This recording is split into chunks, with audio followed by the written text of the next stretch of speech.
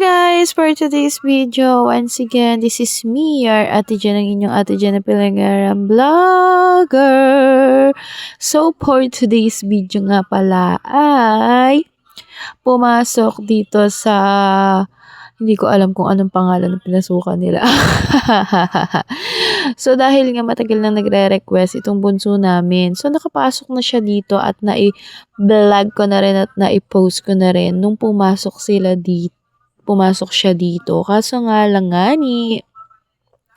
nagpapapasok ulit siya dito. At sabi ko nga ay wag na, sa birthday mo na lang. So birthday niya kahapon. Opo, birthday nitong bunso namin kahapon. February 1, 2026.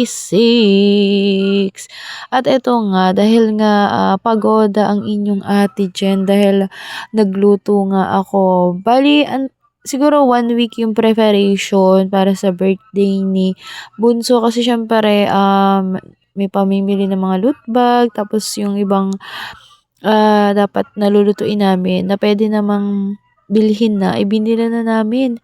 Pero ang ending kahit ganun, talagang hindi talaga mawawala yung sa preparation, yung talagang may makakalimutan at makakalimutan ka. At talaga namang nakailang pabalik-balik din kami nga kasi nga medyo kapos din tayo sa budget. So, binabudget lang natin yung pera na pag may pera na edi saka lang ibibili. O, 'di ba? Pero, thankful tayo kay Lord kasi, kahit na tayo ay medyo hirap at talaga namang sabihin natin ay medyo kapos, ay thank you Lord kasi lahat ng pangangailangan or yung luho or kagustuhan nitong mga anak ko ay talaga naman kahit papaano nabibigay naman namin ni Mr. O, 'di ba? Dahil masipag at mabait si Mr. At syempre, salamat sa mga nagbigay ng mga pa-birthday sa aming baby bunsuan. O, ayan, enjoy na enjoy sila ni ate. So, sabi ko kay ate, yun nga pala yung panganay kong anak. Sabi ko siya na lang ang sumama kasi parang gusto ko nang matulog. Ay talaga lang kung hindi lang ako tinutupakan ng batang ito, kung baga kung nakontrol ko siya, ay talaga namang hindi na muna. Pero dahil ayaw niya talaga, birthday naman niya, sige pagbigyan natin. O, 'di ba? So, ang ganda ng dress na suot niya, 'di ba? Bigay yan sa kanya ni Tata Kim. Thank you nga pala sa mga nagregalo sa aking anak. Si Maring Elvira, si Tita, si Mami Norilyn at si Tito Reynold. So, ayan. At sino pa ba? At meron din po mga nagbigay ng cash. O, sige, thank you. Salamat po ng maraming salamat.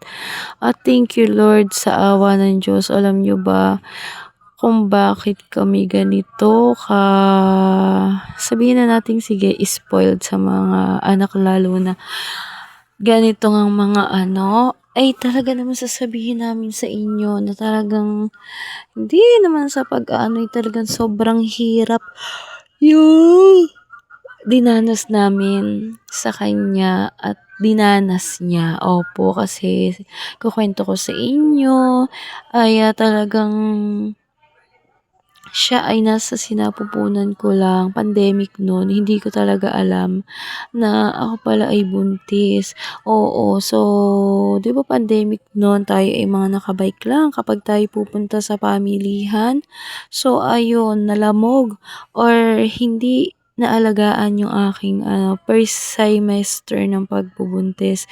Kaya ang ending ay ako ay na bed rest ng 4 na buwan. So, nung nag 7 months na siya, ay tsaka lang siya umikot. Pero, pag-ikot niya ay talagang malikot ang ating bata, ay talagang na-cesarean pa rin. So, cesarean ang nangyari sa batang are. Nag-shortcut na nga daw. Pagkatapos nun, ay si ate naman, enjoy na enjoy. Oh. So, salamat nga pala sa aming Ate Ibel kasi enjoy na enjoy din naman talaga, eh. O, 'di ba parang bonding na rin nila kasi nga hindi namin kasama sa bahay itong aming ate at dahil siya ay nasa kanyang mommy, lola. O, ayan. So, ayan tingnan niyo naman, sobrang ka-hyper, 'di ba? Alam niyo ba meron pa ako sa inyong isang kuwento. Itong batang Ari ay, halos sa talagang laging pagka isinusugod namin sa ospital ay talaga namang maaawa ka. Kasi talagang halos nung unang ospital niya ay talagang siya'y 9 months pa lang nun. Hindi namin alam na na gano'n na kalala yung kanyang, pneumonia. So, nagka-pneumonia siya ng 9 months.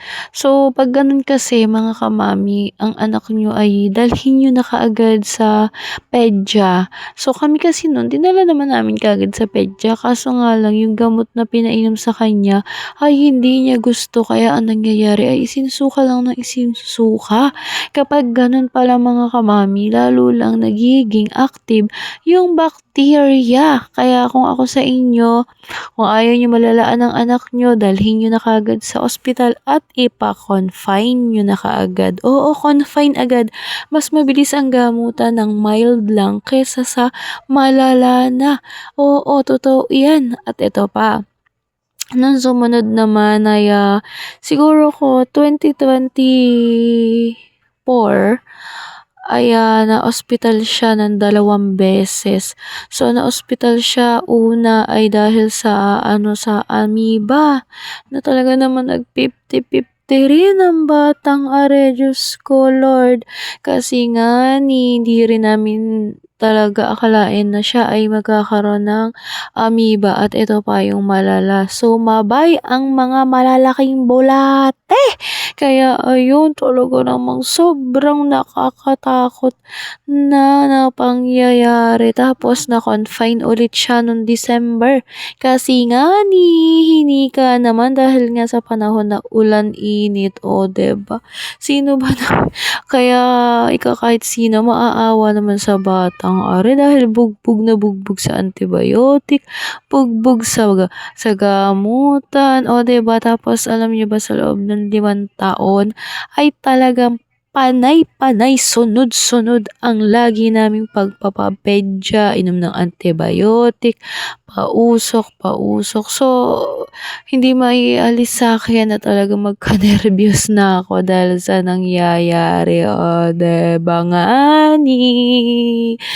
Alam mo yung lagi ka nangangamba lalo na't may hika siya. Ang hirap mga kamami na may hika yung anak kasi kapag inaatake ay kailangan meron kang nebulizer. So, salamat nga pala sa aking, biyenan na lalaki at babae kasi nung naka-bonus sila noon ay binilhan ng, nebulizer nga itong aming bunso, o 'di ba?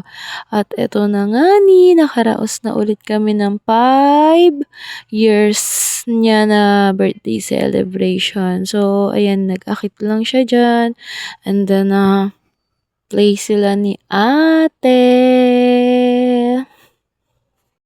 So, super thankful po talaga kami kay Lord kasi hindi namin alam kung saan talaga kami nanginginuhanan ng mga pera na pambili ng gamot, panglabas ng ospital. Yung alam mo yung tipo na kami ay parang namamalimos na nung una sa mga konsehal, tapos lumalapit kami sa mga guarantee letter, kung saan kami makakahingi ng tulong. So, by the way, lahat ng pinagpa-ospitalan niya ay talaga namang private. At eto pa mga kamami, kung kaya'y may mga anak na gusto niyo ng madaliang ay kinuha naman ni baby. Ayan sabi ni Ate Carmen. Kung talagang ito yung maiireto ko sa inyo mga kamami.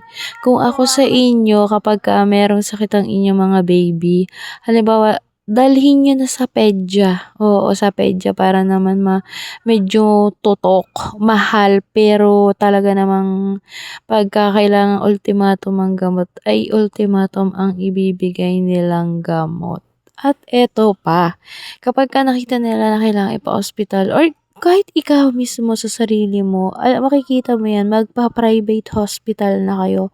Mahirap lang kami pero sa awa ng Diyos, thank you Lord. Kagaya nung siya ay nagkaroon ng amoeba, talagang sa Pioneer siniluan, gold, as in ginto yan.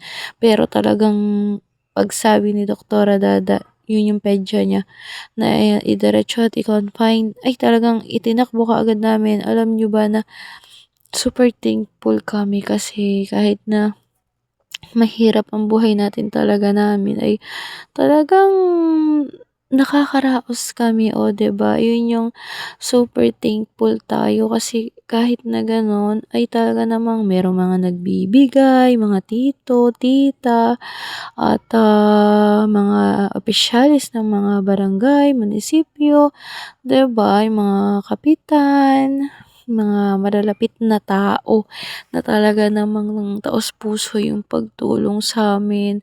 Alam niyo ba na talagang nakapag-post ako at nanghihingi ng tulong sa Facebook dahil talagang hindi na namin alam. Biruin mo, naging bill namin noon ay nasa 30,000 at alam niyo ba yung kalahati nun na 15,000 ay nahingi lang namin or nahingi namin sa mga konsehales kasi nga mag-e-eleksyon nun. So, ayun lang for today's video ang kwento ko.